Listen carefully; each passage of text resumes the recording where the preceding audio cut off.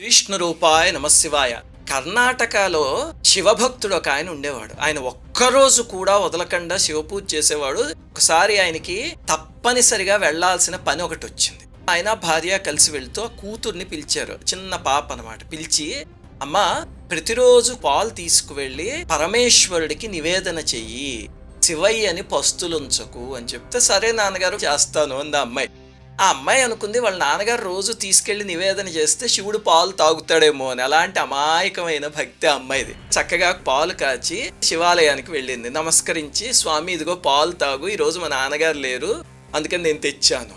శివుడు తాగలే. స్వామి తాగు, చెప్తున్నాను కదా మా నాన్నగారు ఊళ్ళో లేరు అందుకని నేను తెచ్చాను అంటే తాగలే.